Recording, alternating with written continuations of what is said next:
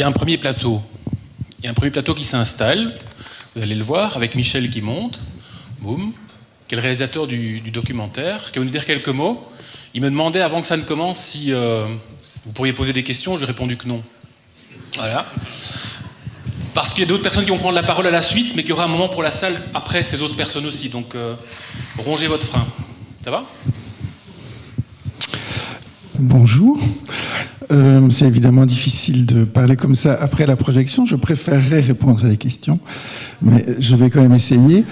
Alors, quand le collectif 21, quand Pierre Smet et Geoffroy Carly sont venus trouver le CVB, en disant, voilà, on a fondé un collectif, on travaille autour de l'associatif, de la loi et du code des sociétés et associations, et on aimerait faire un film là-dessus, sur la loi et un peu sur l'avenir et le devenir de l'associatif. Et ma première réaction a été de dire ah oui, c'est bien, mais et tu veux un film de combien de temps ? Parce que voilà, la grande difficulté en fait de ce film, de cette question, et j'espère que j'y ai répondu, voilà, j'espère que ça vous a plu, c'est de trouver le chemin dans un vaste champ de questions, mais aussi de territoire, puisque le champ associatif, je pense qu'on en a tous ici peut-être une définition à soi, qui ne sera pas tout à fait exactement la même que celle du voisin. Et donc c'était assez... le champ était immense, et il a fallu dans ce champ trouver un chemin. Jacques Moriot parle de chemin à un moment donné. Donc c'est quel chemin trouver, quelles questions poser, quel territoire explorer, pour quand même donner un peu un état de la situation de l'associatif qu'on connaît, et d'en dresser un peu les défis, les enjeux pour demain. Alors voilà, je pense que le film il est partial, il n'est pas complet, il y a plein de choses qui n'y sont pas. J'ai fait aussi toute une série de rencontres qui sont dans mes rushs, mais qui n'y sont pas, qui sont intéressantes, mais voilà, il a fallu faire un choix. C'était un film d'1 heure. J'aurais pu faire 3, 4, 5 films de la même longueur, et je pense qu'on n'aurait pas encore épuisé le sujet. Il y a toute une dimension qui existe aujourd'hui que je pense j'aborde de manière très indirecte dans le film, qui est toute l'économie sociale et solidaire, qui est toute la question des collectifs qui ne sont pas constitués en ASBL.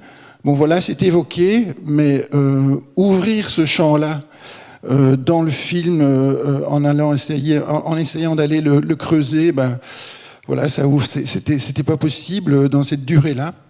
Donc je pense qu'il y a d'autres films encore à faire autour de ça. Voilà, c'est ça que j'ai envie de dire aujourd'hui. J'ai pris beaucoup de plaisir à le faire. J'ai rencontré beaucoup de gens, beaucoup de gens. J'ai rencontré à chaque rencontre, c'était vachement passionnant. Donc voilà, si le collectif ou si d'autres ont envie de prolonger la réflexion à travers l'image. Je suis un peu désolé aujourd'hui parce que et la luminosité et la colorimétrie n'étaient pas top. Donc voilà, normalement c'est mieux que ça. Voilà. Ça ne s'est pas vu, mais voilà. Bon, je propose que vous fassiez du bruit pour le réalisateur.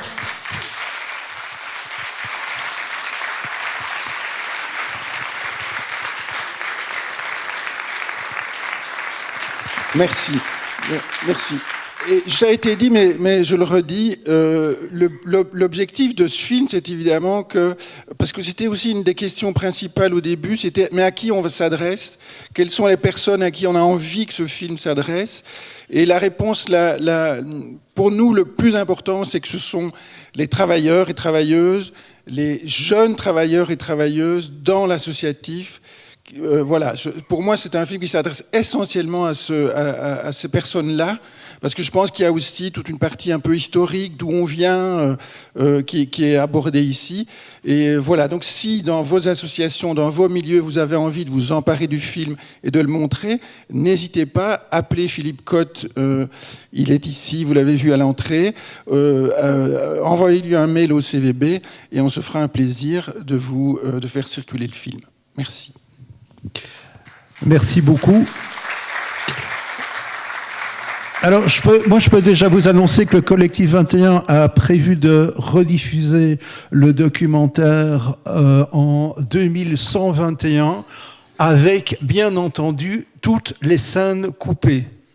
Donc, rendez-vous dans une centaine d'années pour avoir le privilège de voir les scènes coupées. Est-ce que je peux maintenant demander à notre premier panel, à savoir Céline, à savoir Jacques, mon collègue, et également Bernard Kéris, qui est la seule personne que je n'ai pas encore eu le plaisir de rencontrer, de venir me rejoindre.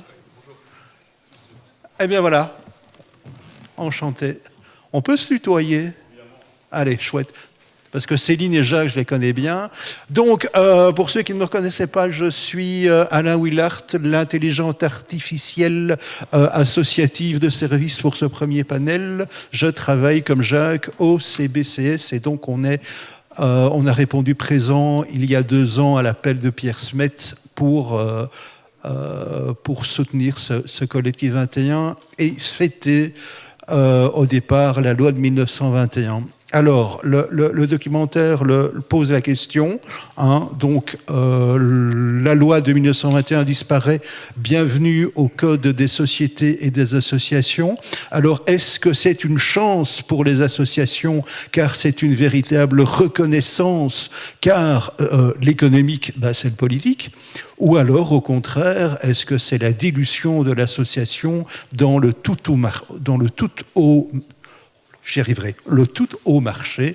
Voilà, c'est tellement dégueulasse à dire que j'ai de la mal à le dire, en fait. Voilà, mais c'est pas grave. Donc voilà, d'abord, panel avec de la culture, du social et un peu de tout.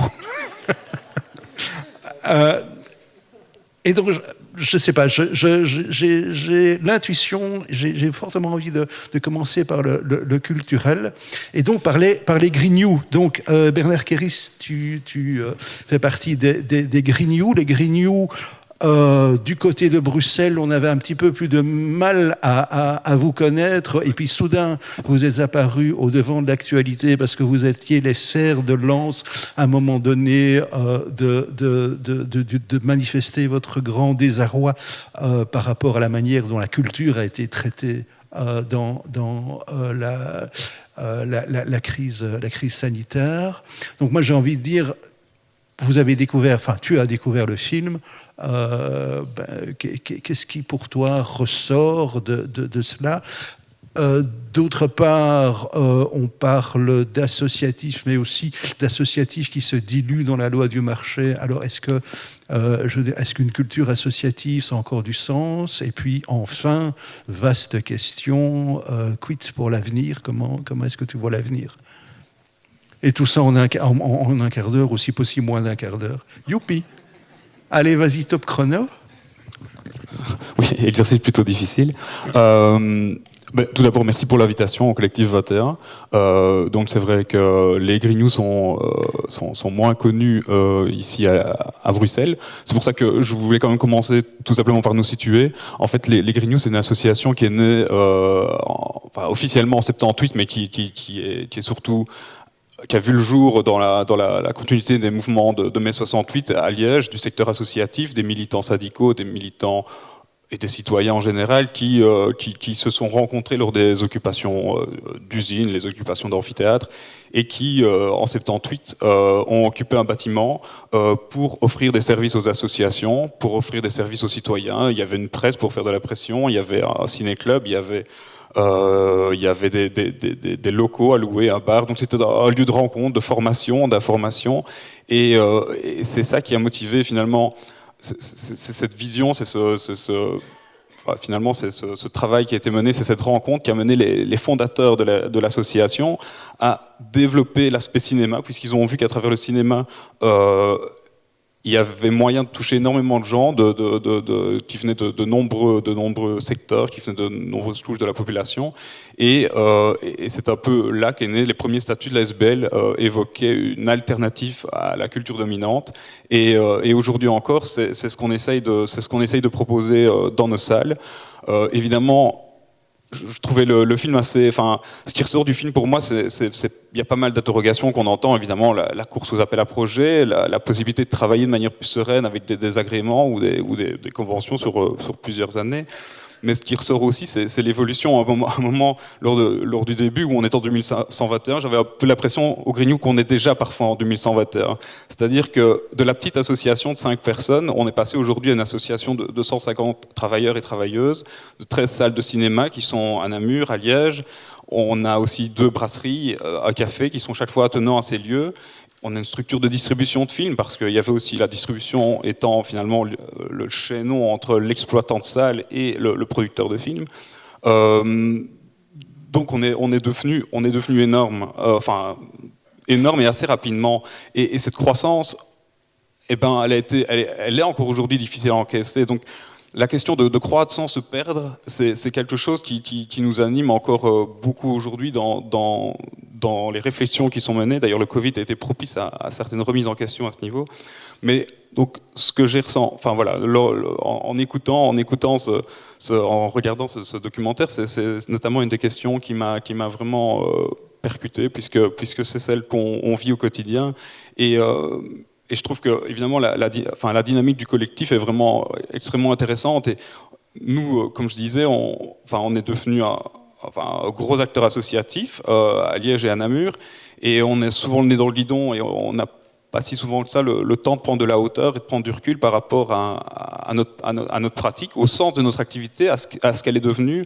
Et voilà, votre invitation et votre travail, évidemment, ont permis déjà, au sein d'un petit groupe chez nous, de faire un peu tourner certaines des vidéos, certaines des traces qui sont accessibles sur le site et qui sont très pertinentes par rapport à notre pratique quotidienne. Mais voilà, tout ça demande aussi pas mal de temps. En fait, la spécificité des Grignou, c'est finalement, je le disais, c'est de pouvoir travailler de manière sereine, parce qu'il y a 2 reconnaissances principales qui sont le cinéma art et essai. Donc on promeut une culture qui n'est pas business, une culture qu'on veut pas formater. On essaye de défendre des films, et ça on le fait notamment à travers l'éducation permanente. On a un contrat-programme en éducation permanente qui nous permet de travailler sur les films, de travailler sur les films avec le secteur associatif. Donc en fait, lors de films particulièrement porteurs en termes de sens et de thématiques, on travaille avec le monde associatif bruxellois, plutôt liégeois ou namurois, pour très peu avec le bruxellois d'ailleurs, mais pour finalement faire réfléchir, faire évoluer, faire conscientiser, interpeller, et c'est ça c'est ça qu'on essaye de faire passer à travers le cinéma. C'est cette capacité de mobilisation, d'indignation, d'émotion, d'ouverture à l'autre, d'ouverture au monde, et c'est ce cinéma qu'on défend. Et même si aujourd'hui la taille de notre cinéma fait qu'on a une programmation qui est aussi parfois à cheval avec les grands groupes, puisque avec 13 salles, on a l'opportunité de présenter des films qui sont plus grand public.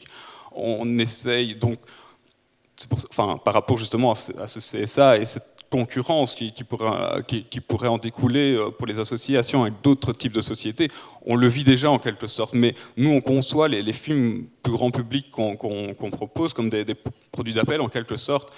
Dans nos cinémas, il n'y a pas de publicité, il n'y a pas de nourriture non plus d'ailleurs.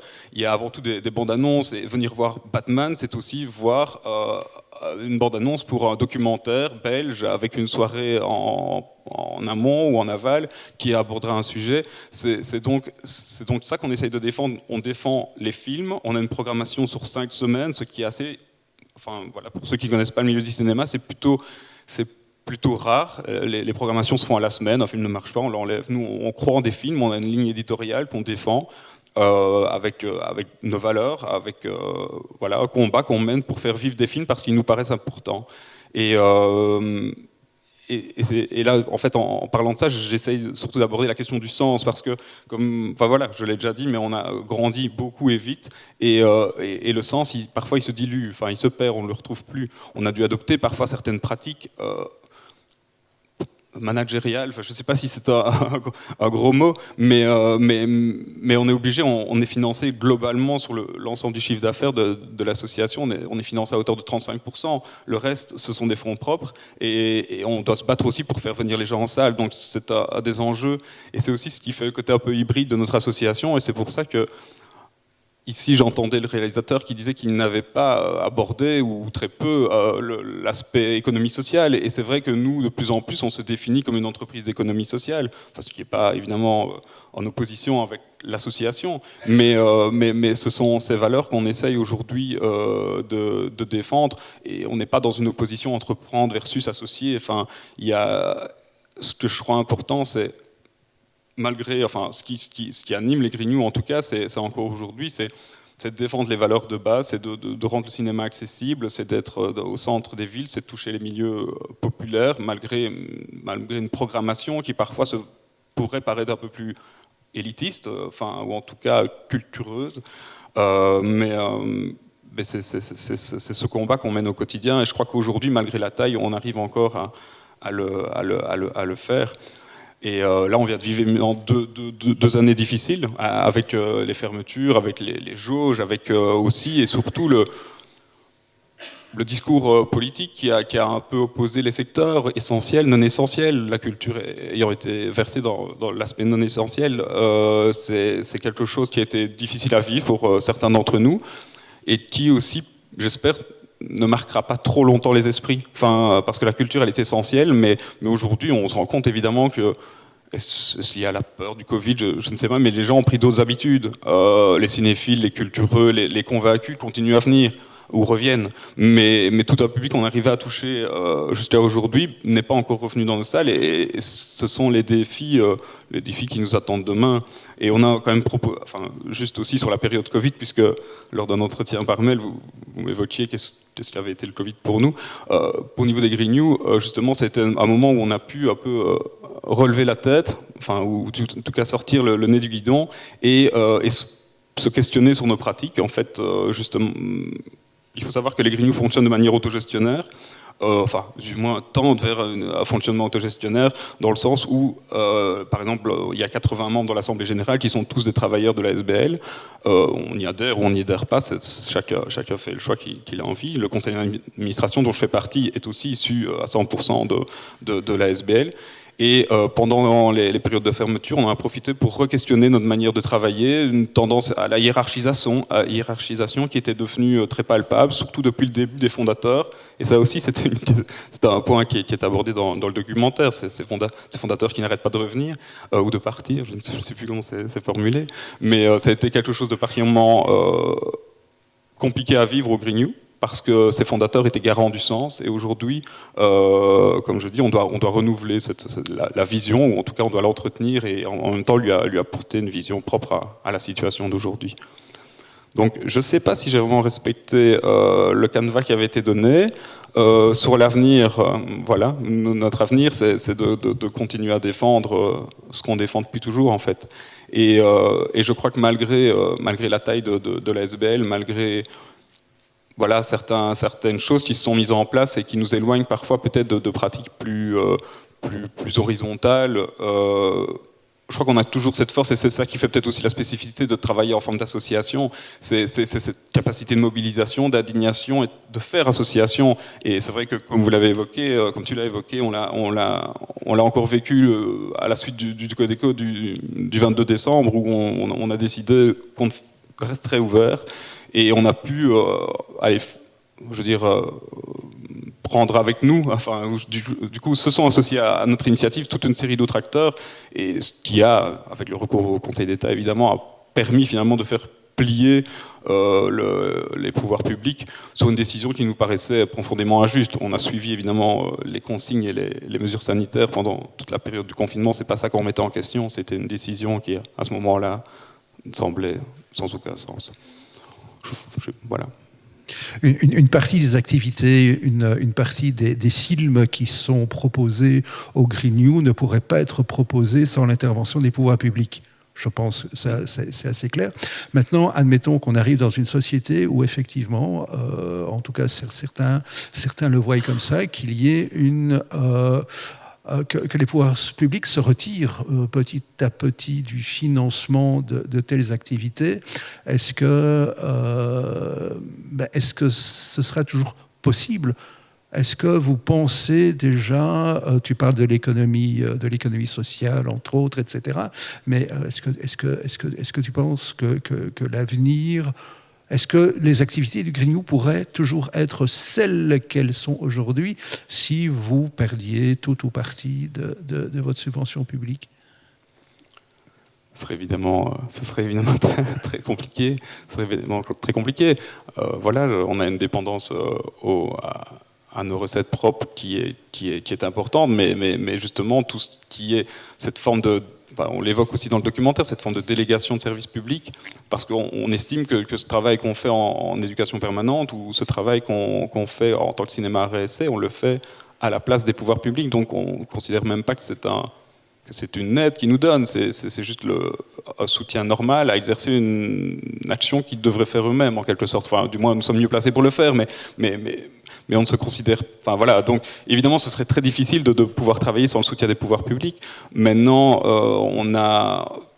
Dans l'histoire, en 2016, quand la ville de Namur a fait un appel d'offres pour trouver un exploitant pour leur cinéma qui était en désuétude, on a fait un appel à obligation. Donc les Green New ont toujours, en tout cas en région liégeoise, je veux dire une forte assise citoyenne, une forte capacité de mobilisation. Et à ce moment-là, on a pu, avec un appel à obligation, réunir 600 000 euros pour investir dans ce bâtiment. Je ne dis pas que c'est une solution pour demain si les pouvoirs publics venaient à se désengager de ces missions, mais je crois qu'il y a moyen aussi de trouver de faire preuve de créativité pour peut-être trouver des financements. Évidemment, c'est vraiment pas ce qu'on souhaite à l'heure actuelle. Ok, merci. Merci aussi. Je pensais encore à autre chose, mais je me dis, on ne va pas faire de la science-fiction. Je pensais au Kinépolis qui pourrait ouvrir le ciel jusqu'à côté et proposer au pouvoir public d'organiser un ciné-club pour conscientiser les jeunes voilà, qu'est-ce qu'on ferait à ce moment-là si un grand groupe international décidait voilà, comment est-ce qu'on le prendrait ? Mais je ne sais pas si c'est vraiment le débat aujourd'hui. En tout cas, c'est ce qui risque de se poser avec le Code des sociétés et des associations, en tout cas. Je voudrais juste dire, faire ça, évidemment, s'il y a des engagements, rien ne l'empêche de le faire. Ils peuvent le faire, hein, je veux dire, on ne craint pas ça. Tant mieux s'il y a plus d'acteurs qui font de l'éducation populaire et si Kinépolis veut en faire à sa sauce, ils le fassent. Néanmoins, ce qu'ils recherchent, c'est le profit. Enfin, je veux dire, et il n'y a pas de rentabilité là derrière. Donc, voilà, ils peuvent chercher le soutien des pouvoirs publics, ils l'auront peut-être, mais on reste certains de nos spécificités par rapport à eux. Voilà. Ouais, restez bien comme ça. Céline Niémeneuse, que tout le monde connaît ou pratiquement comme secrétaire générale de la Fédération des services sociaux, qu'encore plus de monde a réussi à connaître à partir du moment où elle a décidé de faire des coups de gueule par rapport à la manière, disons, peu orthodoxe ou... la manière dont on traitait le social au niveau du GEMS, ou du GEMS, je ne sais jamais comment on le dit, mais c'est peu importe. Toi, c'est le social. Alors, même chose, hein, réaction par rapport au docu que tu viens de voir, et puis surtout cette question d'allégeance, comme le disait Jacques, ou de co-construction des politiques sociales, la place de l'associatif par rapport aux pouvoirs sociaux, l'avenir. Et tout ça en un quart d'heure. Tout ça en un quart d'heure. Ouais. C'est compliqué parce que c'est très large. Donc bonjour à tous, merci pour l'invitation. C'est très compliqué, c'est très large, il y a plein de choses à dire. Je profite pour dire qu'on va faire un grand colloque où tout le non-marchand sera invité le 22 et 23 septembre au Hall de Schaerbeek. On en parlera bientôt, mais pour justement remettre toutes ces questions au travail et comment la crise nous a quand même enseigné des choses sur nous-mêmes, sur l'associatif, sur nos capacités d'adaptation ou pas, sur le fait qu'on était dans une disposition, et je trouve qu'on ne peut pas mettre du tout le monde dans le même sac, même dans le social, en fait. D'une assoce à l'autre, les réalités sont super différentes. Je pense qu'il n'y a pas de grandes... Enfin, moi, je ne tire pas de grandes leçons ni sur aujourd'hui, ni sur l'avenir. Il y a quelques tendances dont je vais en souligner peut-être 3 là aujourd'hui. Moi, peut-être ma grande... je ne vais pas dire découverte, parce qu'on s'en doute, mais expérimenter quelque chose et le savoir, c'est toujours différent. C'est d'avoir été confronté à la grande impuissance politique, parce que moi, je trouve qu'il y a vraiment une grande impuissance au niveau politique. Une grande impuissance dans les cabinets, sur nos questions, en fait. En fait, c'est tellement compliqué. Alors, il y a plein de décisions qui se prennent tout au-dessus, sur la sécurité sociale, etc., et qui nous impactent, mais je trouve quand même qu'on a dans les rangs de l'associatif, et je continue à le dire, beaucoup d'intelligence, beaucoup de créativité, beaucoup de capacité de penser le monde, penser les choses, et beaucoup plus, moi je trouve, que dans les cabinets politiques, en grande partie en tout cas. Et que là, on a une marge de manœuvre. Là, il y a quand même un terrain de jeu entre les grandes politiques fédérales et nos associations. Je trouve qu'on n'explore pas assez. On est parfois tellement dans une défiance du grand ennemi que on perd peut-être de l'énergie là. Alors, on a beaucoup parlé dans le documentaire du sens de l'action, etc. Et de notre capacité à dire cet appel à projet, il tient pas la route, et il tient pas la route pour ça, et le quantitatif, ça tient pas la route parce qu'en fait, même économiquement, vous allez y perdre si on doit fonctionner avec un nombre de dossiers. En fait, les gens, ils iront dans notre assos, puis ils iront dans 10 autres parce qu'ils n'ont pas eu ce qu'ils voulaient. Enfin, c'est pas si compliqué à expliquer. Et je trouve quand même que, justement, vu parfois un peu l'impuissance politique, moi, je trouve qu'il y a là des marges de manœuvre, des forces de proposition, et que comme on a à rougir de rien, franchement, on a à rougir de rien, on fait bien plus que le quart de la moitié de ce que beaucoup de gens seraient capables de faire sur le terrain. La plupart des boulots, vraiment dans le social, sont des boulots difficiles. Franchement, mettez-vous derrière un bureau toute la journée à accueillir des gens qui vivent la misère. Aurélia expliquait, là, voilà, vous recevez un mail, voilà, j'ai 5 enfants, je ne sais pas me loger. Enfin, je veux dire... La plupart des gens, c'est sauf qui peut, quoi. Je veux dire... Donc, on a à rougir de rien, et donc je nous trouve trop peu impertinents. Moi, c'est plutôt ça que je trouve. Je trouve qu'on tape pas assez du poing sur la table, on se fait tout petit, parce qu'on a peur, parce qu'on dépend des financements du politique, mais je pense... Et moi, ce terme de collaboration conflictuelle tu peux me dire qui c'est, hein? Allez, ce gros bouquin... Oh là là, normalement c'est Jacques qui doit répondre à ça, mais notre pièce de théâtre, on l'a mal répétée. Donc, ce terme de collaboration conflictuelle, pour moi, c'est vraiment ça. Ça veut dire, on a une expertise, on fait un putain de boulot sur le terrain, dont personne n'a envie de se coller, on s'occupe des gens dont personne n'en a rien à cirer, dont personne ne veut se coller, mais qui, politiquement, gênent quand même un peu, ça lie nos villes, les sans-abri, tout ça. Donc, je veux dire, on a une position où on peut proposer, on peut dire ça n'a pas de sens.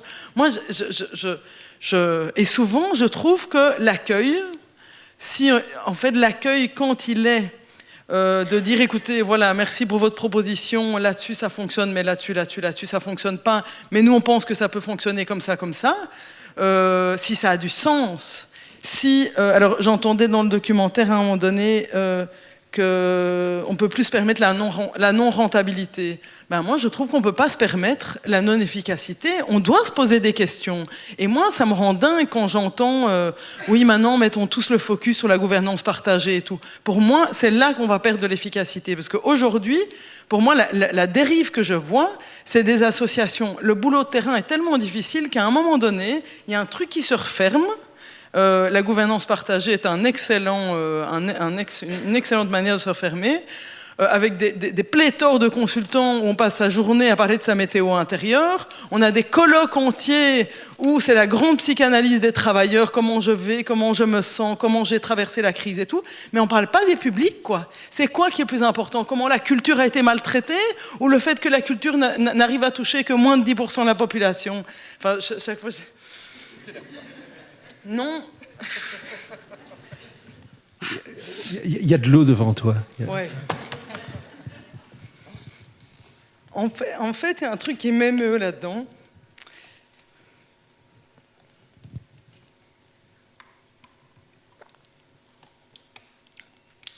Ça m'était quand même jamais arrivé.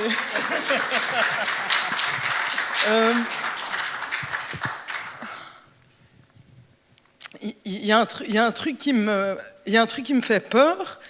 C'est ça, en fait. C'est le fait qu'on est tellement centré sur notre souffrance, et c'est la maladie de l'associatif, c'est pas l'associatif qui l'a inventé, mais elle est en train de percoler dans l'associatif. Et j'ai une indignation terrible là-dessus. J'ai une indignation terrible sur le fait que pendant la crise, on a plus entendu l'association Trace ton cercle et les ados du Brabant wallon qui souffrent parce qu'ils ne peuvent plus sortir de leur cas de façade que les AMO. Ça me fait chier, quoi. Ça me fait chier qu'on n'ait pas entendu les AMO. Et c'est pas de la faute des AMO, c'est parce qu'on a le nez dans le guidon. Mais comment ça se fait que nos combats sont aussi peu visibles?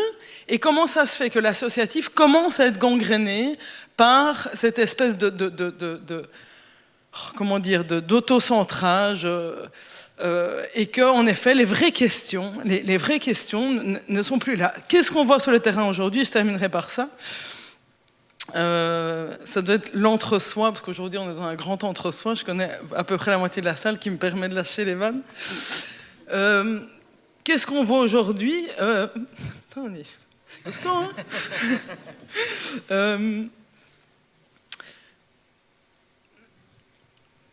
Donc, comme je disais, le gros problème que cette crise a révélé, on le savait, c'est que les gens sont...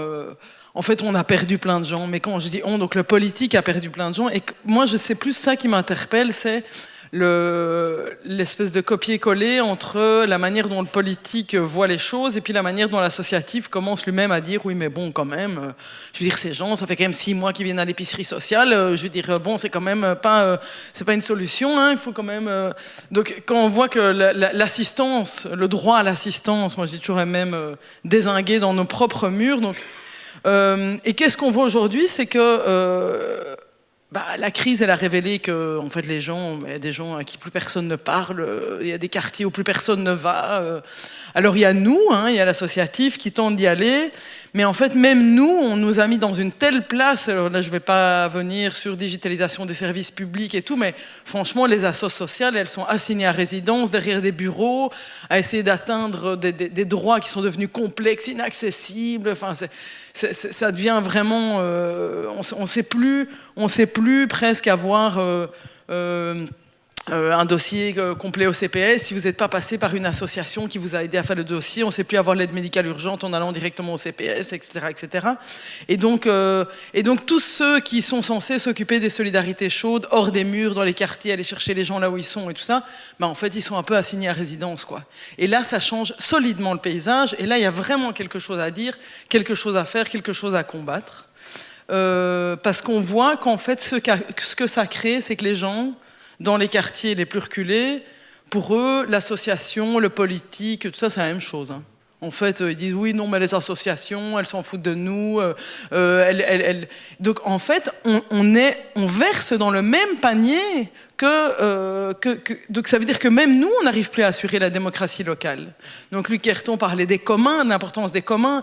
Nous, on voit, et je ne vais pas vous en parler aujourd'hui parce que c'est trop long, mais on cherche des espaces dans les quartiers les plus désaffiliés pour faire des brigades de réparation. Hein, des bricots, ouais. Ouais, les bricots, les bureaux de recherche et d'investigation des communs ou des brigades de réparation. J'ai oublié le troisième mot. Et en fait, il n'y a plus d'espace commun dans le quartier. On essaie de réinvestir même des vieux bistrots, il n'y a plus d'espace, il y a plus d'espace pour loger les gens, mais il n'y a même plus d'espace pour que les gens se rencontrent. Il n'y a plus rien en fait. Même la commune, plus personne ne dit. On dit mais là il y a des espaces vides, on ne sait pas à qui c'est, non mais le propriétaire privé, on peut rien faire. Donc là il y a des combats, je trouve. Notre rôle sur la démocratie au niveau local, il est fondamental. Notre rôle dans les solidarités chaudes, il est fondamental. Et le problème, c'est qu'aujourd'hui, et ça c'est un vrai enjeu, le politique essaie on est mis à une place où on doit servir, on devient des sous-administrations en fait. Et on est vécu par les gens comme des administrations. Et donc non, on ne va plus au service social pour parler, on doit aller au service social si on a un papier, si on a une dette, si on a un problème administratif, mais on ne va plus au service social pour militer, pour se rencontrer. Alors il y en a sur le terrain qui arrivent encore, c'est super, mais je pense qu'il faut qu'on soit plus nombreux. On a une force de proposition, on a une intelligence. Et donc, moi, je veux bien parler de ce grand ennemi du marchand et tout, mais en attendant, ne perdons pas trop d'énergie face à ce grand ennemi qui nous rend impuissants, parce qu'on a une grande puissance sur le terrain. On a une grande puissance, on a plein de choses entre nos mains. Quand on voit d'autres pays, on a de l'associatif encore vachement subsidié. Je ne sais pas combien de temps ça va durer. Il y a beaucoup de pays où ça n'existe plus, où c'est charity 100%. Donc, on a un trésor dans les mains, j'ai envie de dire, et parfois, j'ai peur qu'on ne l'utilise pas bien, et j'ai peur qu'on se trompe de combat, et cette crise m'a laissé croire que par moment, on se trompait de combat. Voilà, même voilà, quand des gens de gauche commencent à s'indigner, comme je dis, pour la liberté de leurs ados, des cas de façade, quand le bois de la Cambre devient notre lieu de mobilisation et que la mort d'Adil Anderlecht, personne n'en a rien à foutre, oui, je me dis que c'est grave en fait. Je me dis que là, il y a quelque chose de grave qui se passe. Voilà, je vais m'arrêter là et désolé pour cette espèce de grand cafouillis. Voilà, merci pour l'entre-soi que vous m'avez offert pour lâcher tout ça.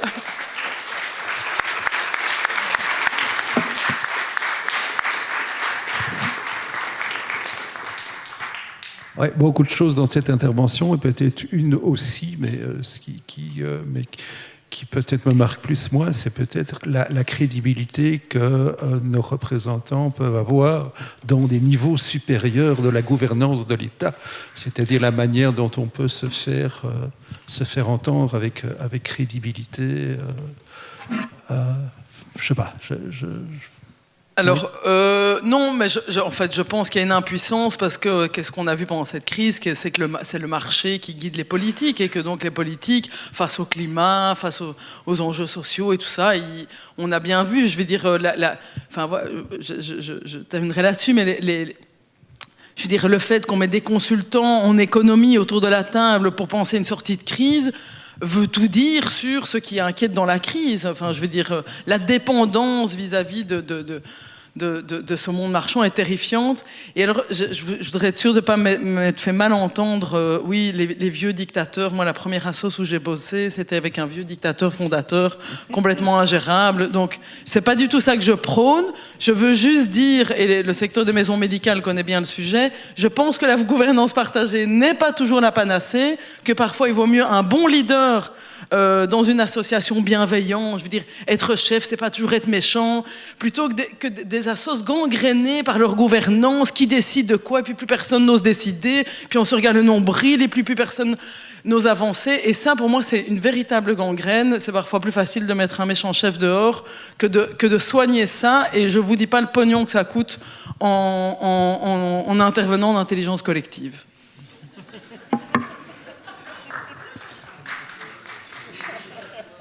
Le monde est scindé en deux.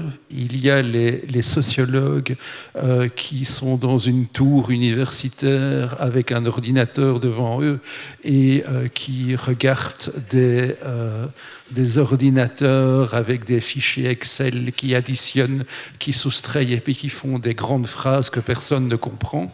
Et puis il y a d'autres sociologues qui, entre autres, travaillent au CBCS. Parce qu'ils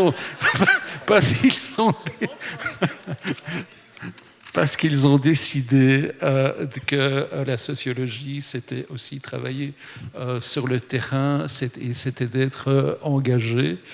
Donc, Jacques, on t'a déjà beaucoup vu. Hein, non, mais c'est bien, mais c'est la transition géniale avec le coup de gueule de Céline, puisqu'on parle effectivement surtout là de liens entre nos gouvernants et les gouvernés, et puis juste entre les gouvernants et les gouvernés, il y a les associations.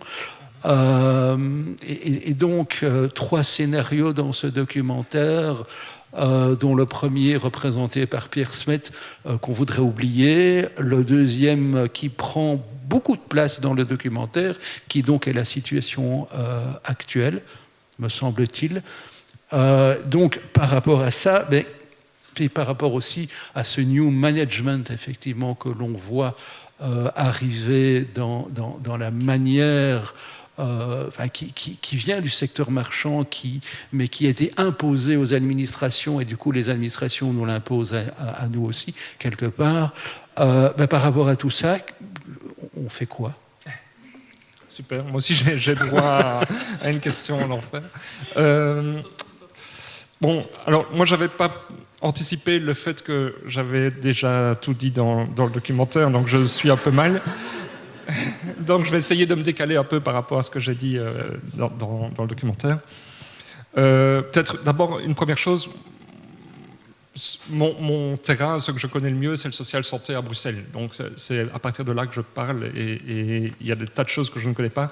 Et entre autres, un des grands pans de l'associatif qui n'est pas très présent, qui n'a pas été très représenté, mais qui est le bénévolat, et qui est quelque chose auquel je pense qu'il faudrait accorder plus d'importance, à le penser un peu plus que de le mettre simplement de côté comme on a l'habitude de le faire dans nos milieux.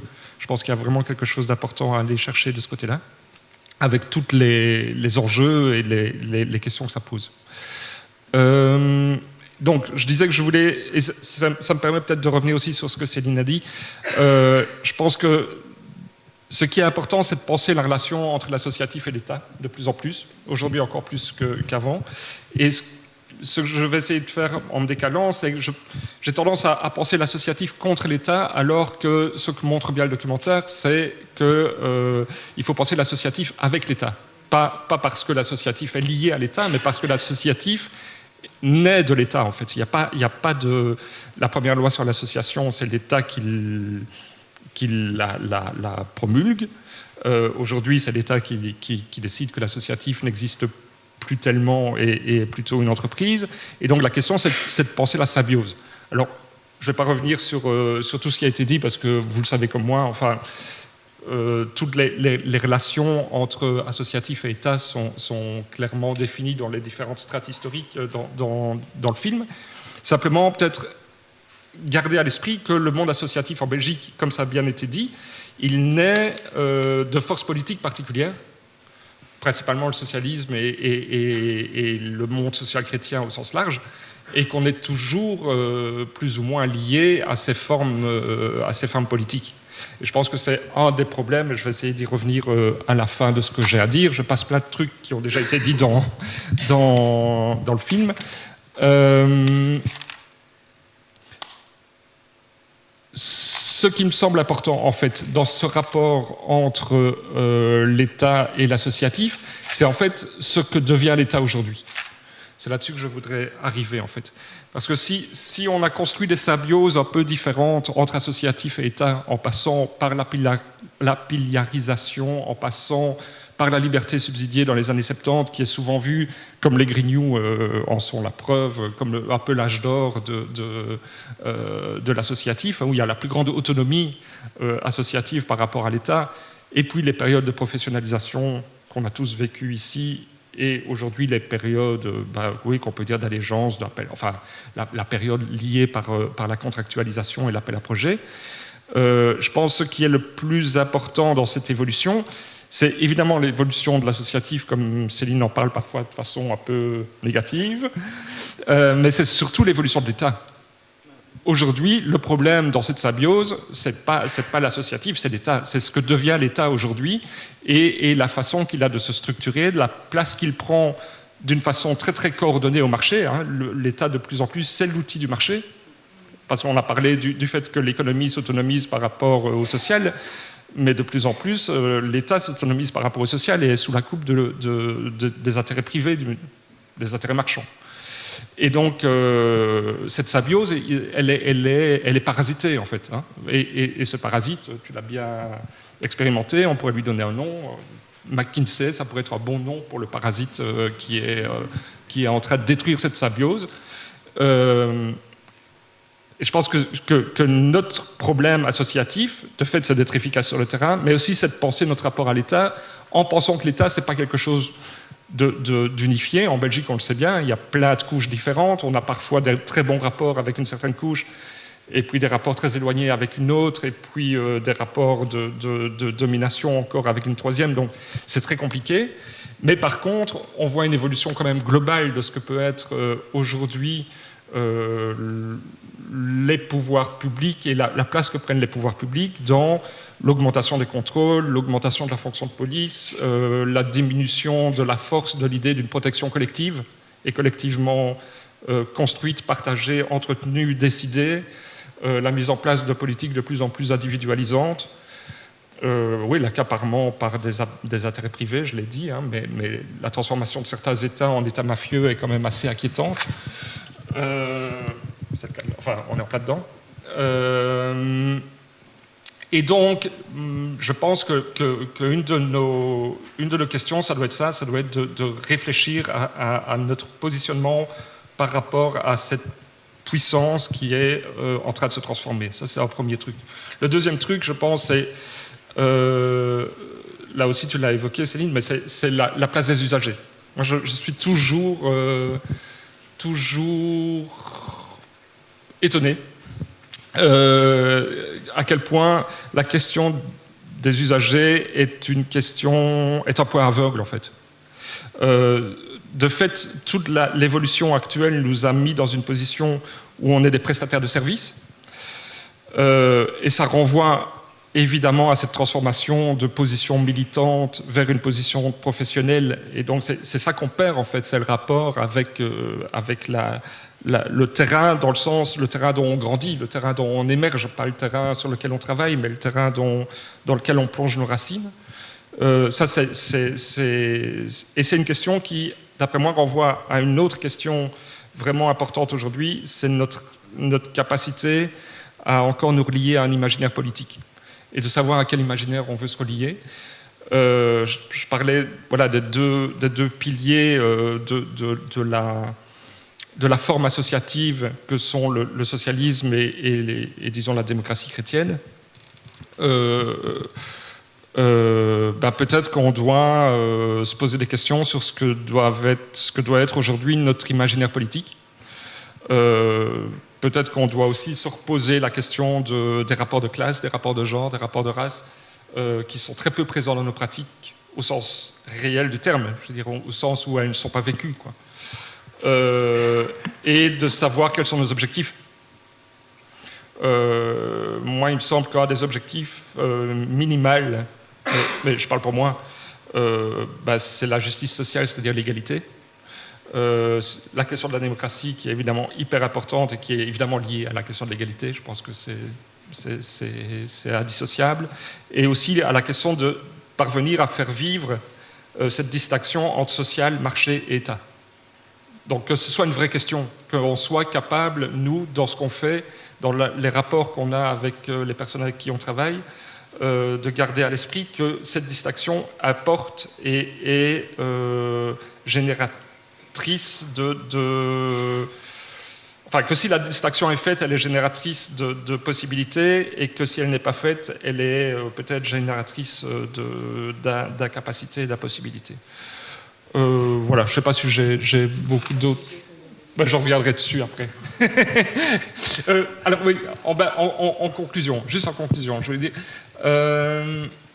donc de fait, on l'a bien dit dans le film aussi, l'associatif, c'est pas un monde homogène. Hein. Il y a des assos bénévoles, il y a des assos installés, il y a des assos militantes, il y en a plein. Michel, il faisait référence, on ne les a pas vues dans le film, mais elles sont là. Et je pense que, pour continuer ma métaphore sur la symbiose, le parasite, je pense que nous, les assos installés, on a peut-être intérêt à essayer de se faire contaminer par les derniers lieux de militance, enfin par les derniers ou les nouveaux lieux de militance, et de se connecter plus à ces assos qui ne sont pas installés, mais qui ont peut-être gardé plus un lien direct avec des terrains. Et l'autre chose sur laquelle j'aime bien insister, c'est de peut-être aussi garder un peu de temps dans nos modes de fonctionnement pour réfléchir à l'usager, pas seulement comme un usager, pas seulement comme quelqu'un qui utilise nos services, mais comme un sujet politique, un citoyen. Et donc, dans l'idée de construire, je reviens par rapport au Green New, dans l'idée de construire des publics, dans le sens où nos publics, c'est pas les gens qui utilisent nos prestations, c'est les gens qui sont intéressés aux mêmes questions que nous. Et donc, de construire un public, c'est très important dans les assos culturels, enfin pour les acteurs culturels, mais je pense que c'est important pour nous aussi dans d'autres secteurs, parce qu'un public, c'est quelque chose qui est construit par un intérêt commun. Et je pense que là, on a sans doute quelque chose à faire dans le renforcement d'intérêts communs avec nos usagers, ce qui implique de fait de se dégager un tout petit peu de l'idée que ce sont juste des personnes à qui on donne des services, mais ce sont des personnes avec qui on construit des réponses particulières à ce qui nous apporte en commun. Et ça renvoie aussi à la question de la militance, mais bon, voilà. Bref, voilà. De trois manières différentes, il y a quand même quelque chose que moi, enfin, mon interprétation, quelque chose qui ressort fort, mis à part le fait que 2 ans et demi de pandémie nous ont mis à genoux, hein, ça c'est clair, mais c'est la pertinence de la proposition associative. Arrêtons d'attendre qu'on nous dise quoi faire, ayons une force de proposition. Ça, je l'ai vraiment senti dans les trois interventions, et c'est d'autant plus important qu'effectivement, je rajouterais au débat que finalement la manière dont nous associatifs, enfin quand je dis nous associatifs, je parle de l'associatif collectif 21, c'est-à-dire essentiellement un associatif subventionné pour mettre en œuvre des missions des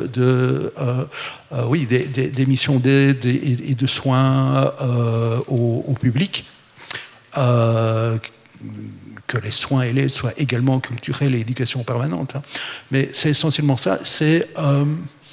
J'ai perdu le fil de ce que je voulais dire maintenant. Ça y est, on est complètement à la masse. Hein. C'est 2 ans et demi, ça nous a...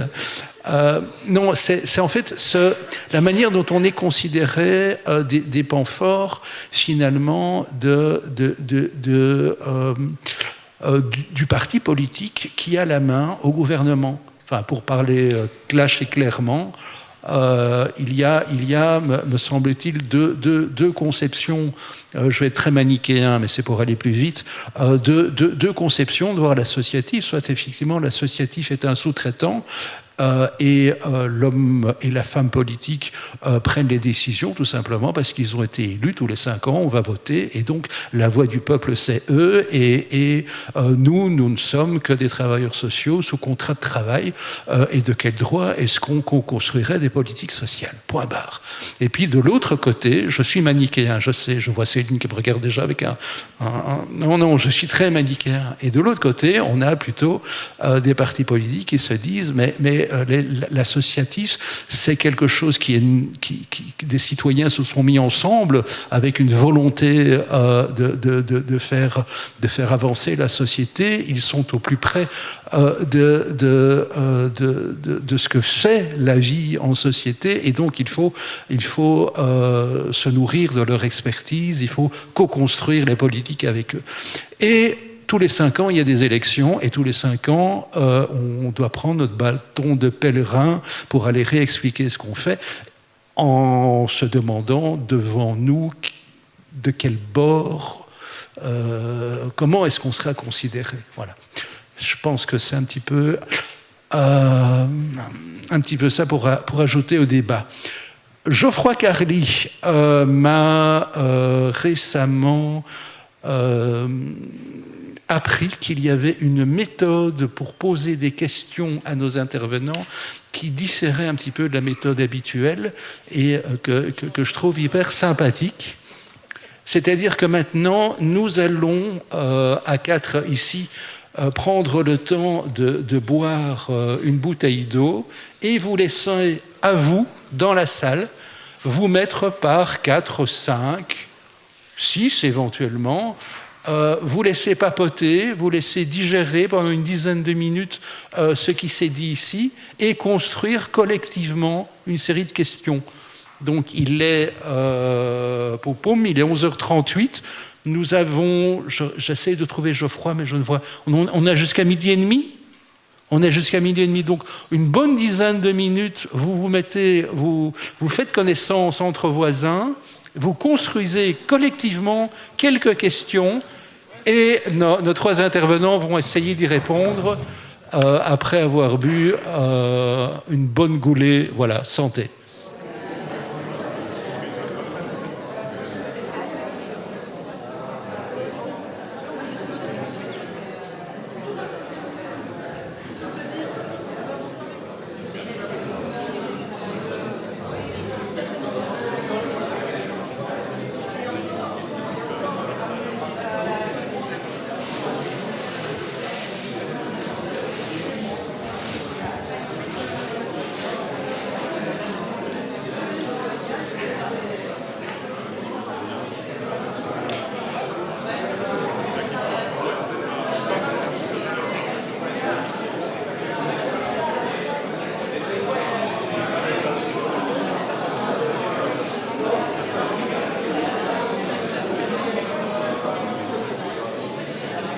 Terminez votre phrase, votre sourire, votre blague,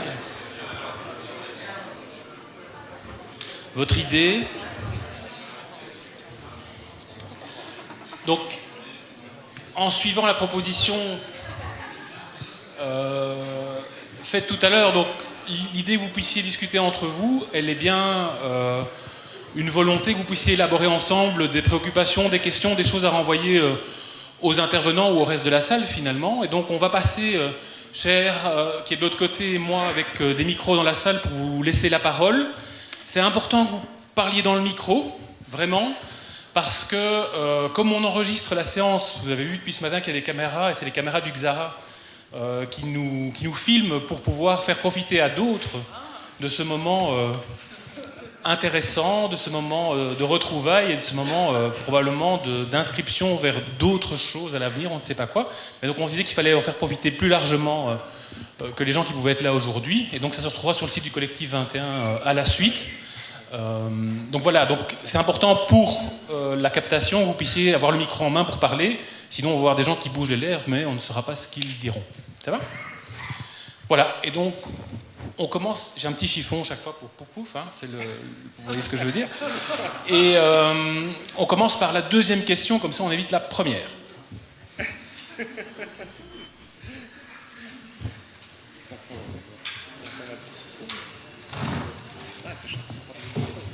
Voilà, je me présente, je suis Pierre, je travaille pour le service volontaire international. Et dans le cadre de mon travail, j'ai eu l'occasion d'aller visiter des associations dans des pays très peu démocratiques comme la Russie, le Vietnam, où la police vient régulièrement en pleine nuit vous aider à faire votre météo intérieure, à vous donner des cours sur l'autogestion. C'est très sympathique et c'est gratuit. Et le résultat, c'est qu'on se retrouve avec des associations qui sont extrêmement militantes. Elles ne reçoivent rien de l'État, voire même elles doivent payer des taxes à l'État pour exister. Alors que nous, ici en Europe, on est finalement très gâtés par l'État. On a plein d'appels à projets, on peut être agréé, on peut recevoir des travailleurs. Et le résultat, c'est qu'on finit par devenir totalement inféodé à l'État. Je vais raconter une petite histoire. Il y a quelques années, je faisais partie d'une association qui remettait des projets à la Commission européenne. Au début, c'était très simple, on recevait plein d'argent. Et puis, petit à petit, les conditions pour avoir cet argent sont devenues un peu plus complexes. Donc on a dû engager des personnes de plus en plus qualifiées, qui demandaient évidemment un salaire de plus en plus élevé. Puis à un moment donné, le coût et le bénéfice a fait que l'association est morte dans le plus grand silence. Tout simplement parce qu'on est passé d'une organisation de militants à une organisation de salariés qui commencent dans cette association-là et espéraient dans 20 ans se retrouver à la Croix-Rouge. Donc ma question, est-ce qu'on ne devrait pas, petit à petit, nous, secteur associatif, se désintoxiquer de l'État pour revenir à notre militantisme et peut-être aussi pour répondre à votre question, pourquoi on parle plus des jeunes du Brabant wallon que la MEO, c'est peut-être parce qu'on était occupé à écrire un dossier devant notre ordinateur. Donc voilà, est-ce qu'on ne devrait pas nous s'auto-regarder, s'auto-évaluer, se poser des questions? Est-ce que le problème vient de l'État ou de nous, associations, qui avons perdu notre militantisme? On peut prendre une deuxième question, une troisième question, de manière puis quand on redonne la parole à ceux qui sont plus hauts que les autres, il y a plusieurs choses à dire. Il y en a une là-bas au fond. Mon micro n'est pas plus sale que les autres.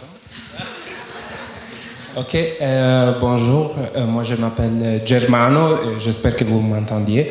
Je travaille pour une association, les Casio SBL sur Anderlecht. J'ai ici à ma gauche Giulio, le coordinateur de la SBL, et à droite une autre collègue à moi, Maria Teresa.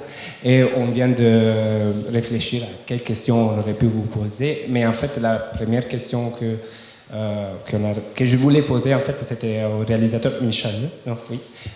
Et donc, c'est parce qu'il avait dit qu'en fait, les films, ils s'adressent aux travailleurs. Et moi, je suis un, disons, simple salarié dans mon ASBL, et j'ai trouvé que les films étaient hyper bien.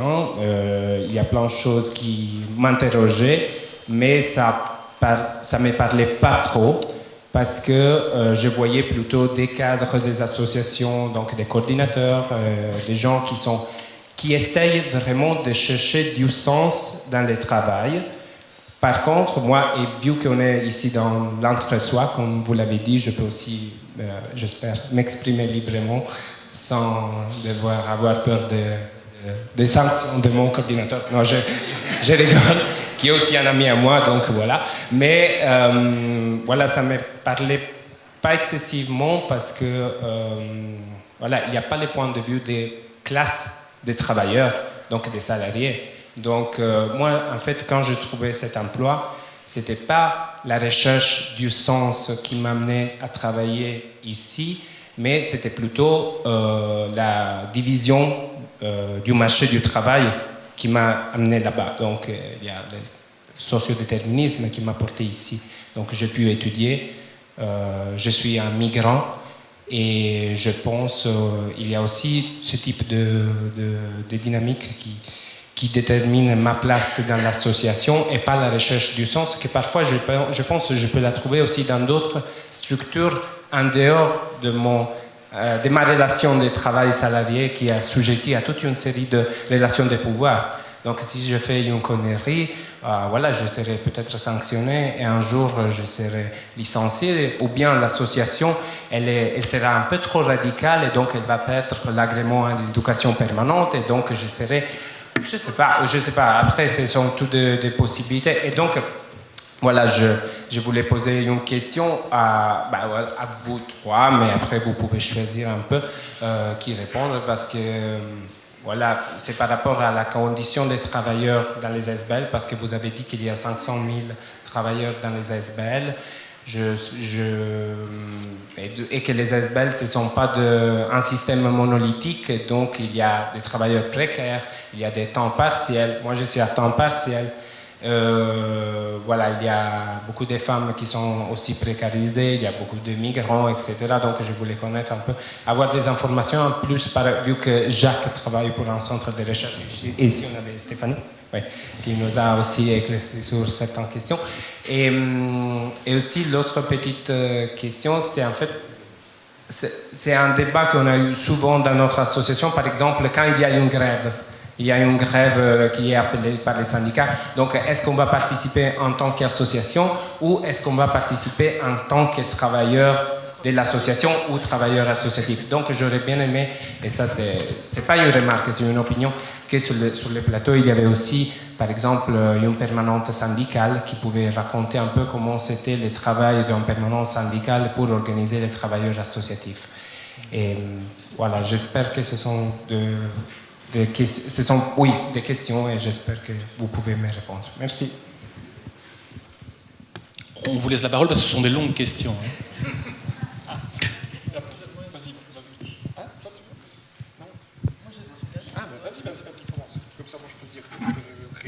Très bien.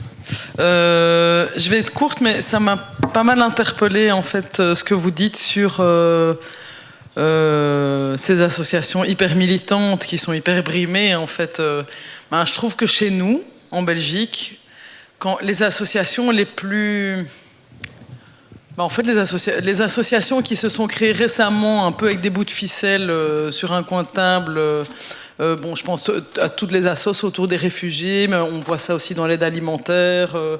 Et je pensais encore à une autre et en effet, les Trace ton cercle, c'est pas des associations avec des permanents qui rendent des dossiers, etc.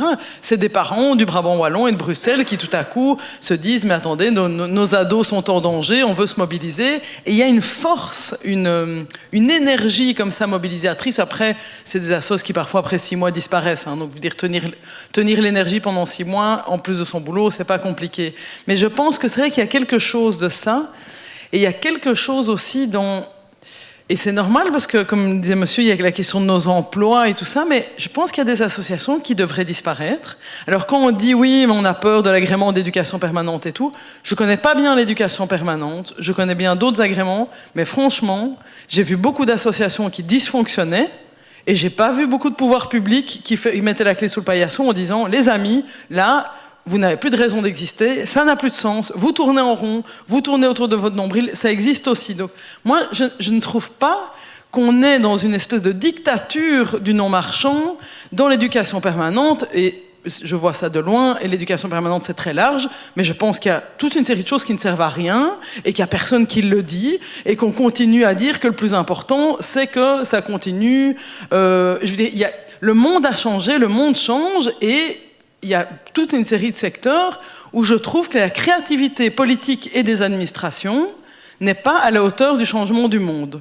Parce que changer quelque chose, c'est tellement long, des systèmes de points, des systèmes de trucs, c'est tellement compliqué que finalement, on garde les choses telles qu'elles sont, ou on fait des petits ajustements qui sont déjà des grandes victoires, mais à la vitesse où le monde change, je trouve parfois qu'on est un peu décalé, et donc cette grande peur qu'on a en parlant trop, en étant trop militant, etc., de perdre les subsides, mais votre expérience sera peut-être autre. Moi, depuis, je ne sais pas combien d'années où je suis dans l'associatif, je ne le vois pas de manière si flagrante. Voilà, donc ça c'est une chose. Et alors, mais ça je vais laisser Jacques, sur la question des classes, je crois qu'il y a quelque chose à dire. Ah non, on dit Covid, ça va ou quoi? Mais je trouve que les deux questions sont liées. En fait, c'est la question du fait de la professionnalisation, de la salarisation des travailleurs associatifs. Et c'est clair que s'est passé quelque chose au tournant des années 70 dans la transformation de l'objet des associations, mais aussi dans la transformation des travailleurs qui sont dedans. Enfin, il y a une génération qui est passée, plusieurs peut-être, et on n'est pas dans le même rapport aux travailleurs, ni dans le même rapport à la militance à l'intérieur des associations. C'est clair aussi que tout ça, c'est un continuum, quoi. C'est aussi lié à la façon dont les pouvoirs publics font vivre les associations aujourd'hui. De plus en plus, dans les assos, on est dans des logiques d'engagement,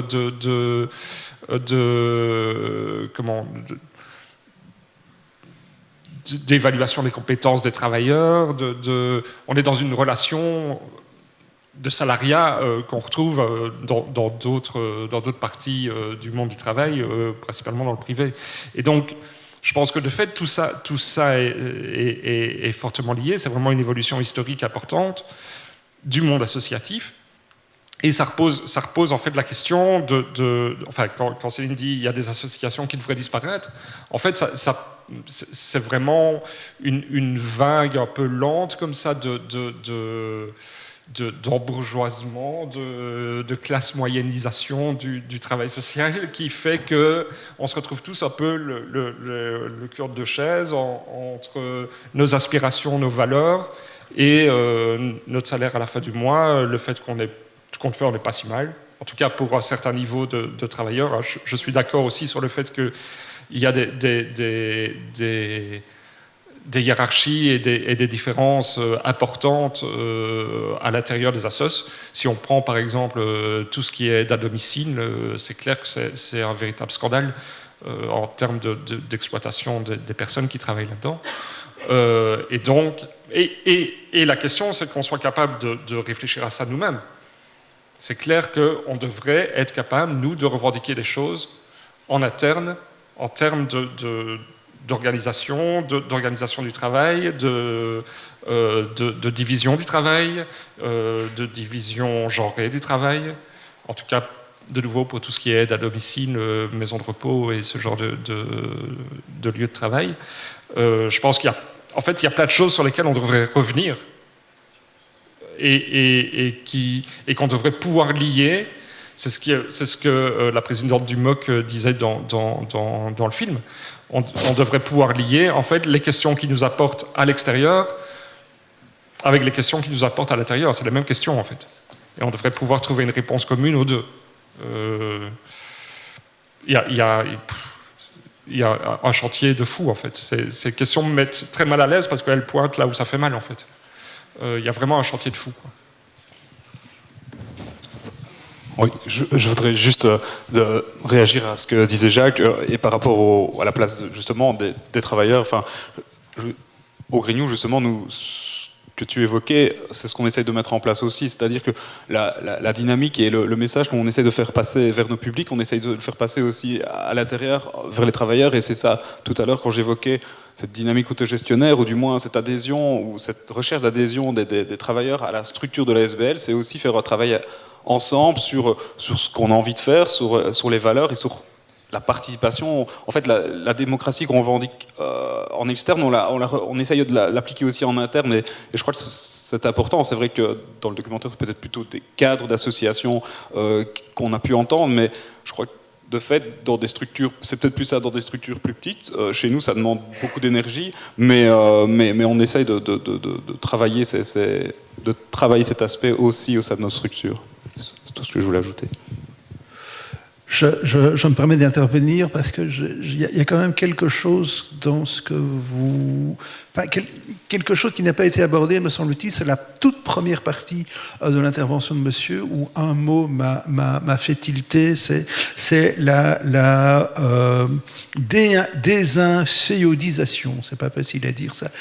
Mais donc, est-ce que j'ai bien compris par rapport à ça, la manière de se désincéoder du pouvoir public serait donc de devenir autosuffisant, autoporteur, de se passer des subventions.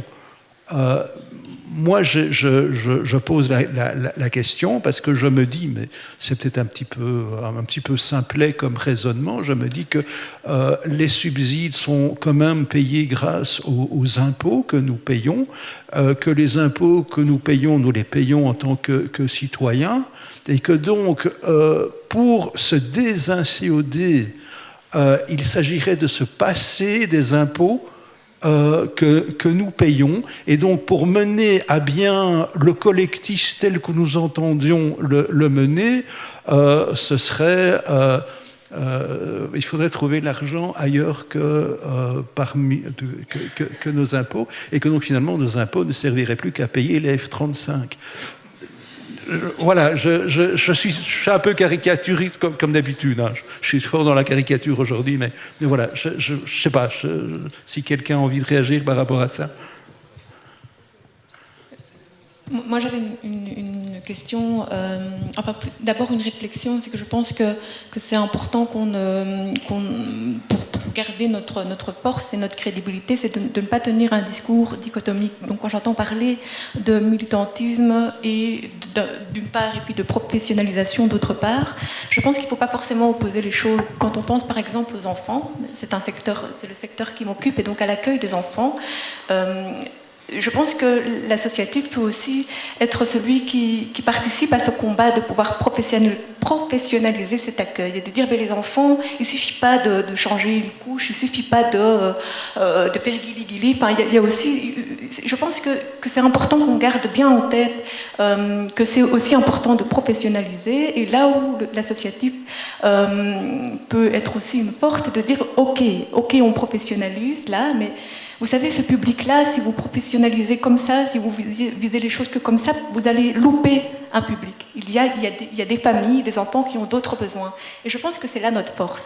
Et donc je crois que c'est vraiment important de garder... D'ailleurs, moi, j'aime pas le mot militantisme, parce que j'associe ça à une position qui est souvent fort peu nuancée, me semble-t-il. Et donc je crois que c'est important de garder en tête que ce soit les enfants ou les usagers, comme vous disiez tout à l'heure, il y a différents... Les besoins sont différents, et voilà, je ne sais pas si j'ai été claire, mais je crois que c'est important de garder quand même toujours cette nuance. Et je crois que c'est là que toute la force de l'associatif se trouve aussi, c'est d'attirer l'attention, parce que souvent les services publics, c'est standardisé, quoi. Et ça ne répond pas aux besoins de tout le monde. Et donc c'est là que nous, on peut venir en disant attention, parce que ça ne convient pas à tout le monde. Et ça, pour moi, c'est pas forcément militer, c'est aussi professionnaliser. Parce que professionnaliser, c'est penser à tout ça. C'est considérer toutes les personnes qui ont besoin d'un service et qui ont besoin d'un accueil, enfin, peu importe. C'est surtout ça pour moi, la professionnalisation. Plutôt que de penser à mon salaire, moi je suis salariée, ça ne m'empêche pas de penser aux enfants. Et donc voilà, c'est important, je pense, de pouvoir le dire. Alain, je peux réagir ? Oui, Oui.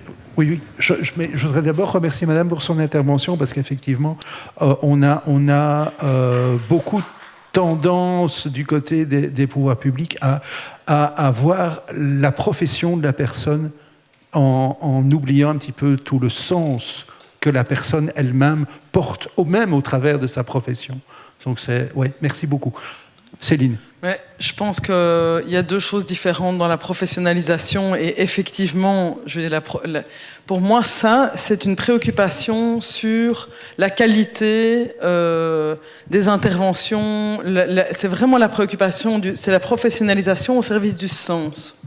Et puis, il y a la professionnalisation où parfois, allez, je prends un secteur un peu extrême, mais celui de la remise à l'emploi, on se retrouve avec des gens qui passent leur journée à faire des CV à des gens, mais sans même se poser la question d'à quoi ça sert, et en fait, ça sert à rien, parce qu'en fait, il n'y a pas assez d'emplois. Enfin, il y a quand même, il y a parfois une espèce de professionnalisation qui tourne en rond, en fait, et qui est parfois liée aux injonctions des pouvoirs publics qui disent il faut X... en fait, on ne demande même plus que les gens aient accès à un emploi, on demande que les gens qui cherchent un emploi aient fait autant de CV, etc., etc. Et là, en fait, mais je pense que ce que vous dites par rapport au sens... Alors, je comprends quand vous dites, oui, il faut être nuancé, et moi, j'aime pas le terme militantisme, comme vous le dites, parce que c'est radical. Moi, je trouve aujourd'hui que la radicalité est vraiment stigmatisée. C'est comme si, en fait, simplement de mettre au cœur des préoccupations les publics les plus éloignés, et on ne parle plus d'une frange de 1% de la population, on parle de 30% de la population qui vit dans des conditions, soyons clairs, presque tout à fait intenables, qui, quand il y a une crise sanitaire, n'ont plus à bouffer. Enfin, eh ben, ça semble tout radical, en fait. Ça semble tout PTB. Enfin, je veux dire... Alors que... Non, mais on peut être radical... Enfin, en fait, j'ai l'impression que c'est aussi le néolibéralisme qui, à un moment donné, fait que quand on met ça au centre, et donc nous-mêmes, maintenant, on a intégré ça, où on essaye toujours de ne pas être radical, mais en n'étant pas on nous entend plus, on n'ose même plus, et c'est que c'est plus légitime d'être dans les médias pour parler...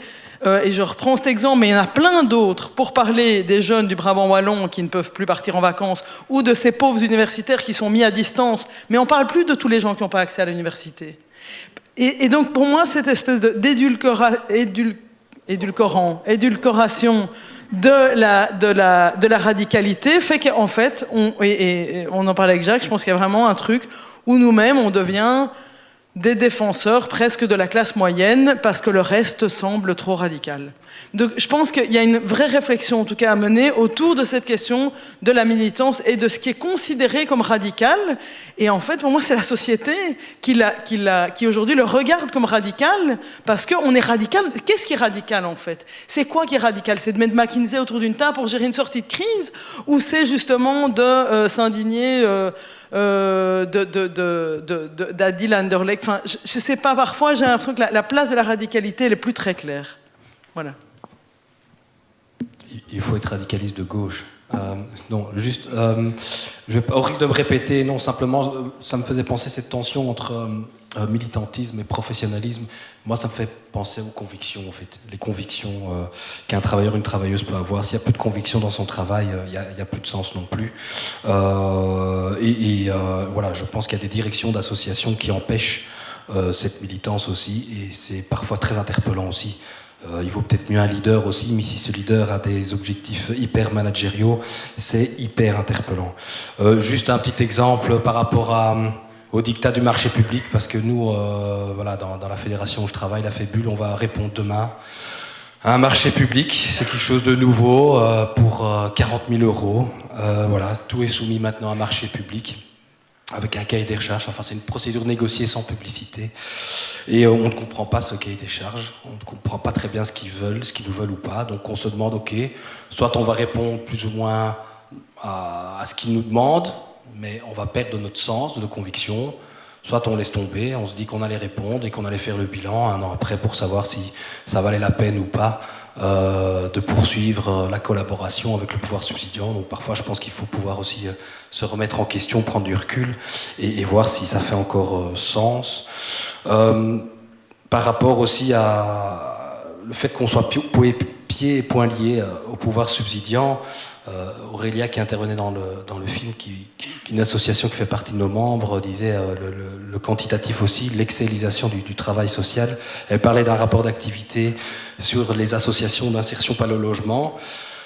Alors nous, en tant que fédération, ce que le cabinet nous dit, c'est oui, on comprend bien que vous demandez du chiffre, c'est compliqué, ça n'a pas de sens, mais c'est pour contrecarrer les parlementaires de droite. Ils nous demandent des chiffres, et donc on est avec vous, nous sommes vos alliés. Donc qu'est-ce qu'on fait ?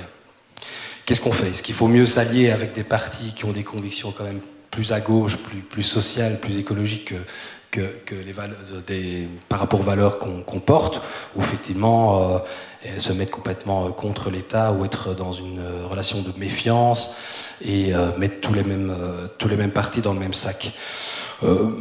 Par rapport à la question que Jacques posait, moi je me disais simplement, tu disais se faire contaminer par de nouveaux lieux de militance, mais comme Céline le disait aussi, je pense un peu, il me semble que les collectifs finalement et les mouvements sociaux sont peut-être un peu un des derniers saluts, un des derniers remparts. Je pense à Travail Social en lutte, Santé en lutte. C'est peut-être via ces canaux-là qu'on peut trouver encore un sens dans nos associations, même si je repense à quelques années avant, la levée de bouclier qu'il y a eu au niveau des CPAS contre la levée du secret professionnel aussi, où là aussi il y a quand même des associations qui sont mises ensemble pour dire stop, là il y a un pas qui a été franchi. Voilà.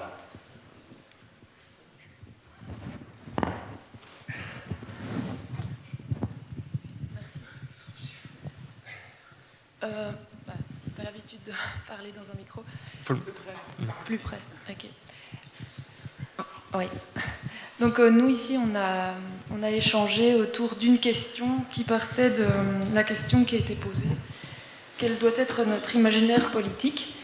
Et on a échangé autour de la question, est-ce qu'il n'y a pas quelque chose à s'inspirer au niveau du mouvement décroissant qui essaye de porter les valeurs présentes dans le monde associatif au niveau de la société globale, en remettant l'économie au service du bien-être collectif et en sortant de l'injonction de croissance à tout prix et croissance du PIB qui amène toutes sortes de politiques de pressurisation du travail au détriment de tous les autres critères de bien-être social, écologique, etc. Donc la question qu'on s'est posée, auquel on a un petit peu échangé ici, c'est est-ce qu'il n'y a pas un lien à faire à cet endroit-là entre le monde associatif et le mouvement décroissant pour essayer de porter vraiment ces valeurs associatives qui sont le moteur de l'existence associative et les porter à un niveau vraiment plus global de la société.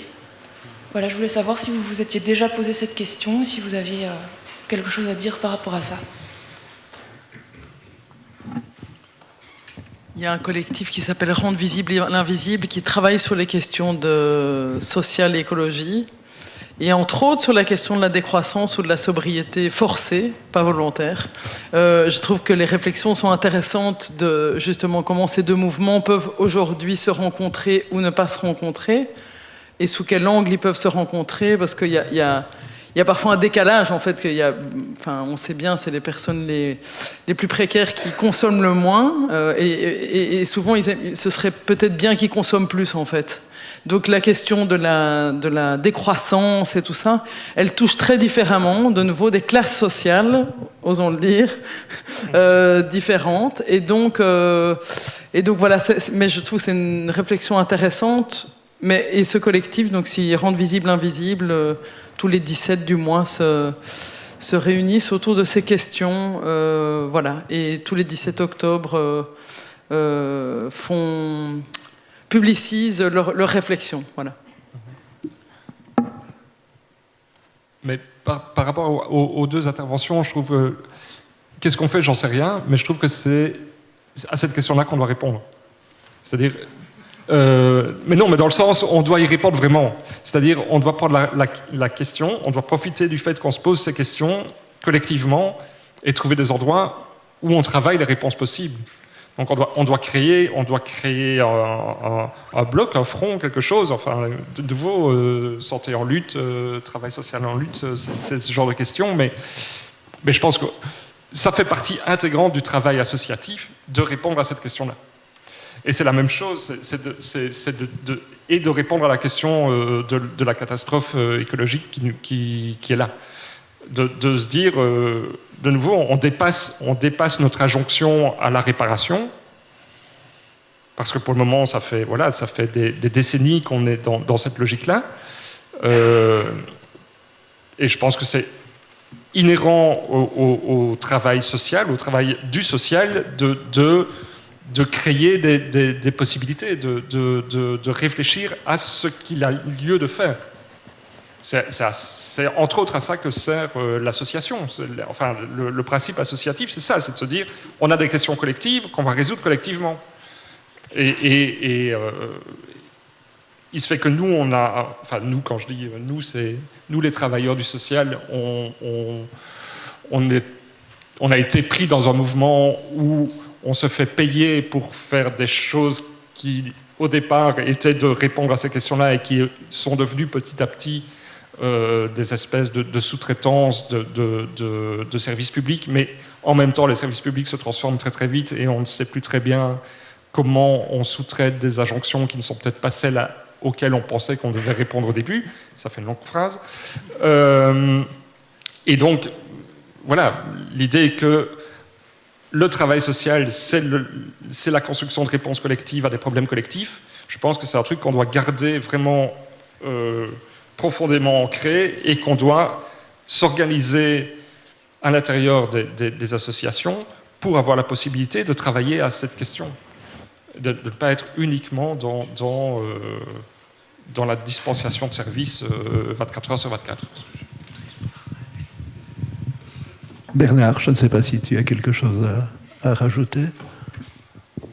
Pas forcément, mais si ce n'est qu'au-delà de la décroissance, je veux dire, nos secteurs en général, enfin, nous, en tant qu'acteurs culturels qui travaillons sous forme associative, notre ambition, c'est aussi de remettre simplement l'économie au service de l'humain et pas le contraire. Enfin, c'est un message, un slogan, mais je veux dire, je crois qu'on le vit au quotidien et c'est peut-être aussi finalement avec ce CSA et cette logique qui se voudrait plus libérale finalement d'enlever cette spécificité qui était l'absence de lucre aux associations. C'est peut-être un risque à long terme de voir aussi cette dérive que le secteur associatif pourrait aussi bientôt faire de l'économie pour faire de l'économie voilà. Mais je pense que on en est pas.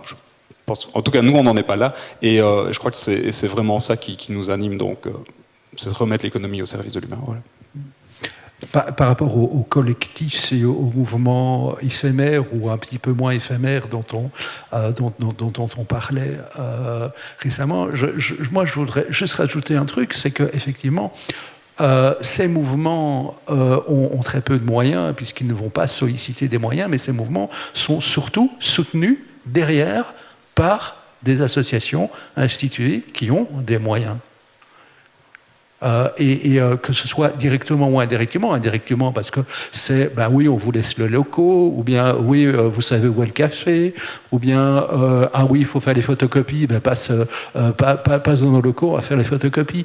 Et donc c'est aussi un moyen, effectivement, pour les travailleurs de ces associations qui sont, pour reprendre le terme de tout à l'heure, peut-être un COD, et qui donc, au sein de leur association, peut-être se sentent un peu castrés,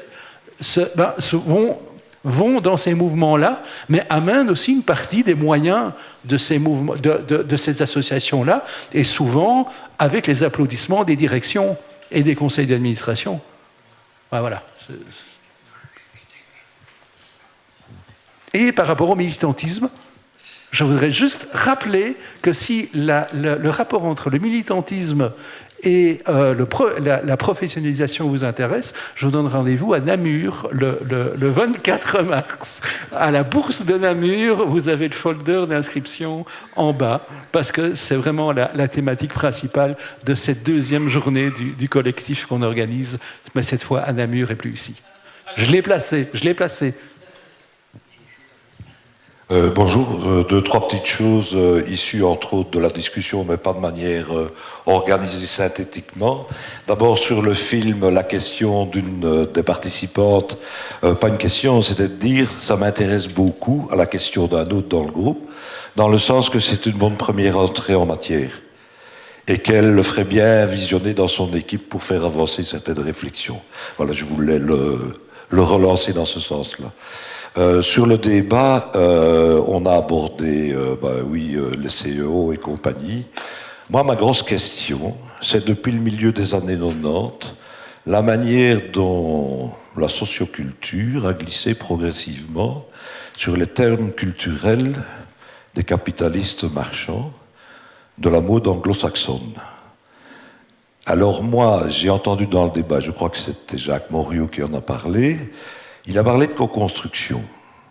Alors moi, il y a une chose, et dans le débat aussi, mais moins, qui m'indispose de plus en plus, c'est toute cette prétendue gauche socioculturelle, libertaire, qui n'arrête pas de parler de collabo. De collaborateurs. Enfin, moi, je suis fils de résistant, excusez-moi. D'un autre côté, dans le débat, la question de la coopération, c'est peut-être aller un peu loin, parce que c'est s'engager très fort à coopérer. C'est pas simplement collaborer. Il y a des bons bouquins sur cette question-là, même dans le milieu des entreprises. Mais j'aimais bien le terme de co-construction. Parce que ça veut dire que des deux côtés, il faut qu'on se regarde et qu'on accepte de travailler ensemble et qu'on va co-construire en fonction de nos forces. C'est peut-être un terme à remettre en... Alors je reviens sur la militance. Moi, j'ai géré des organisations et compagnie, maintenant je suis pensionné. J'ai jamais demandé aux travailleurs des organisations d'être des militants de l'organisation, mais des engagés sur le sens de la profession, des missions et compagnie. Et je pense qu'on gagnerait beaucoup à faire la différence entre les deux. Parce que à ma militance, foutez-moi la paix. Elle m'appartient, et un peu comme Brassens, j'aime bien mourir pour des idées, mais de manière lente. Alors je reviens un peu sur les termes. J'ai parlé de collabo. Il faudrait qu'on se repositionne aussi dans le croisement social-culture de l'apparition forte du terme coach. Avec les CIO, moi j'ai pas de problème. Je les prononce à l'italienne, ça fait CIO. Et je peux même l'écrire à la française avec TH. Voilà.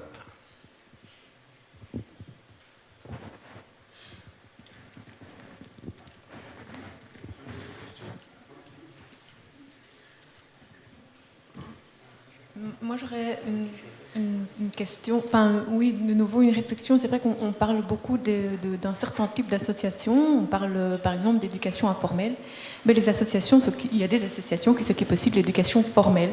Oui, j'ai l'impression. Ça va mieux ? Donc, on parle beaucoup d'un certain type d'association, et j'entends par exemple parler d'éducation informelle, mais il y a des associations qui s'occupent aussi de l'éducation formelle. Je pense par exemple à l'enseignement libre, qui sont des écoles qui sont des ASBL. Et donc, je pense que, enfin, je n'arrive pas à les situer dans le discours et dans les différents discours et dans ce que j'entends aujourd'hui. Et je pense que c'est aussi parce que, justement, l'éducation formelle, c'est une question dont l'État s'est emparé. C'est-à-dire que, alors c'est un droit de l'enfant, je pense qu'ils ont aussi beaucoup de devoirs à respecter. Voilà, il y a des choses qu'ils doivent pouvoir faire, sinon ils ne passent pas, sinon c'est l'enseignement spécialisé, sinon, etc. Et je me dis, comment est-ce qu'on peut situer ce type d'association-là ? Comment est-ce qu'on peut situer le militantisme alors dans ce type d'association ? Voilà, c'est question, réflexion par rapport à ce que j'ai entendu. Merci.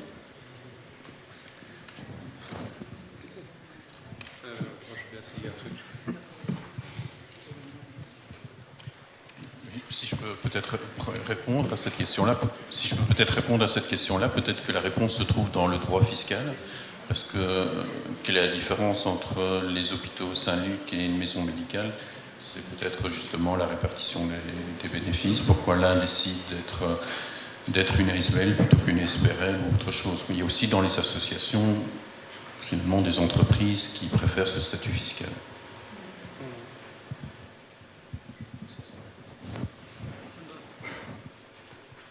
Oui, merci beaucoup. Moi, je trouve que c'est des réflexions très intéressantes parce que ça nous nourrit dans nos réflexions et dans une réflexion qui nourrit une réflexion, mais ça nous nourrit dans le sens de notre travail. Par contre, moi, j'ai besoin souvent de concret. Et donc là, ce que je me demande, c'est concrètement, dans le CSA, qu'est-ce qu'on doit changer ? Quelle partie on doit modifier ? Comment est-ce qu'on sort de ce truc ? Quand on parle de...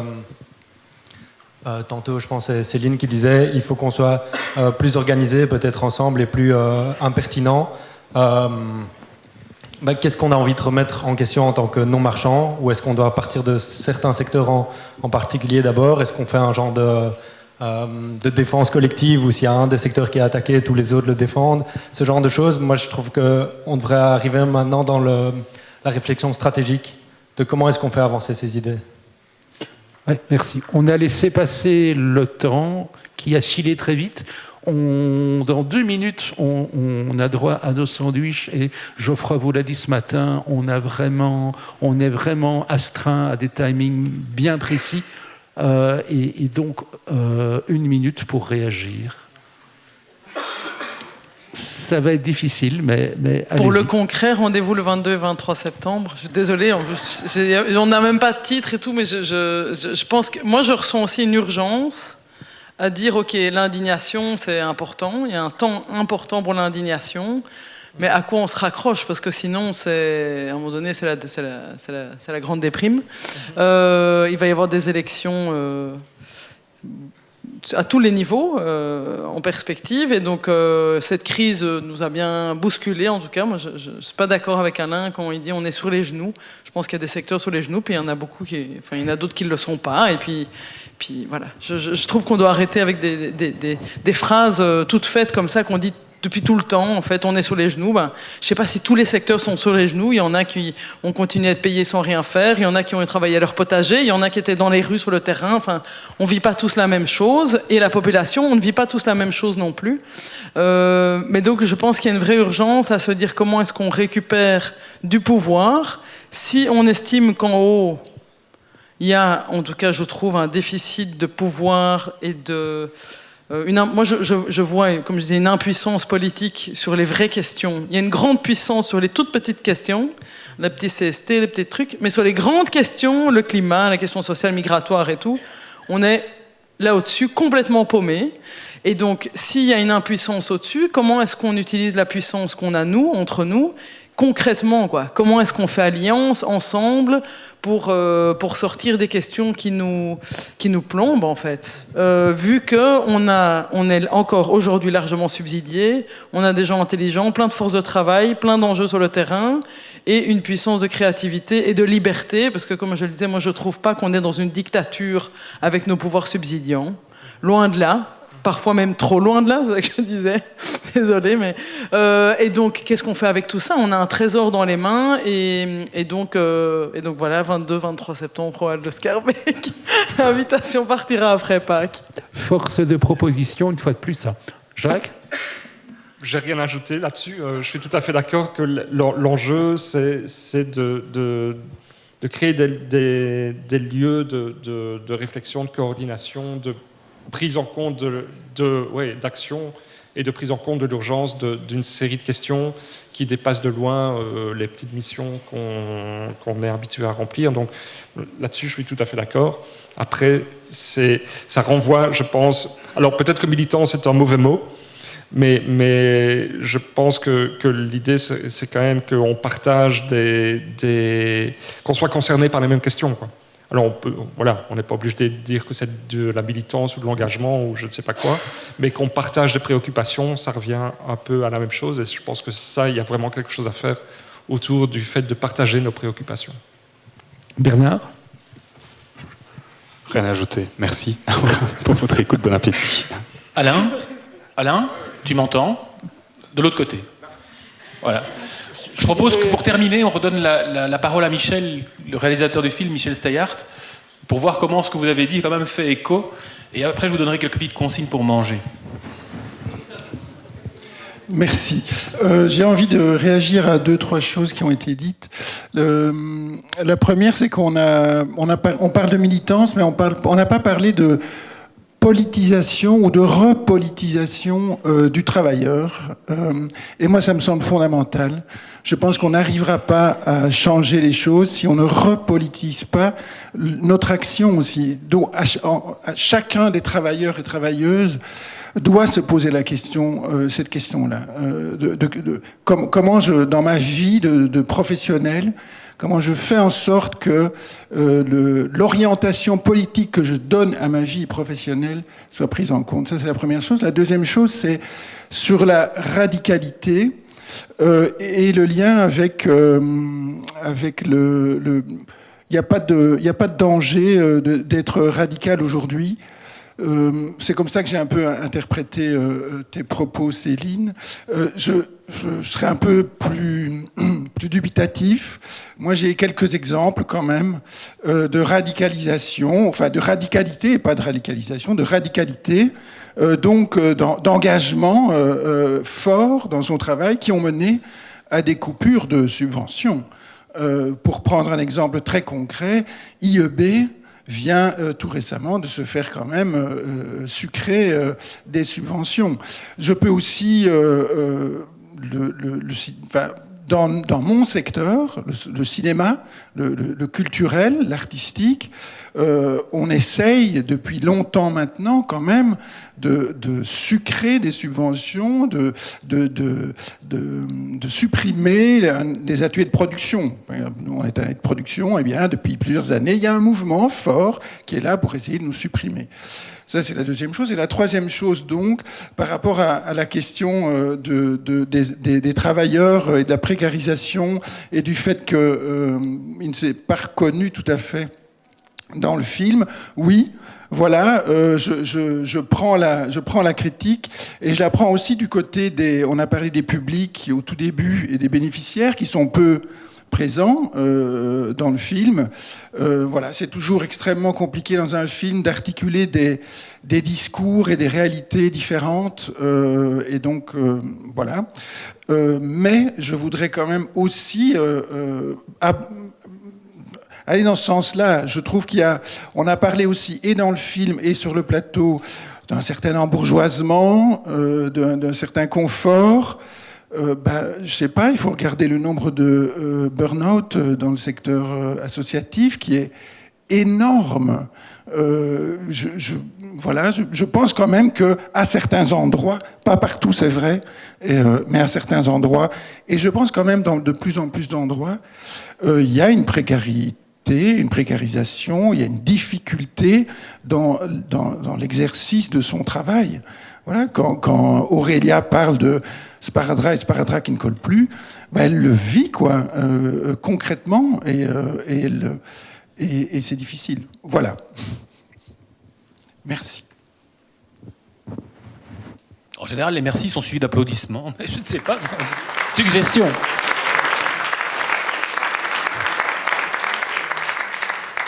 Donc, alors, quelques consignes pour la suite, parce que c'est pas fini. Alors, vous avez dit, il y a des choses qu'on n'a pas abordées, etc. Bah oui, forcément, parce qu'il y a encore l'après-midi. Et vous verrez, quand il sera 16h30 tout à l'heure, qu'on n'aura pas tout abordé non plus. Et tant mieux. Donc, pour la suite, pour manger, vous allez voir en descendant l'escalier, vous avez des plateaux de sandwich qui sont là. Il y en a qui sont avec des choses carnées, il y en a qui sont avec des choses qui vivent dans l'eau, il y en a qui sont avec des choses qui poussent par la terre. Donc regardez ce que vous voulez manger. Il y a une répartition qui est faite pour normalement convenir à un collectif de notre taille.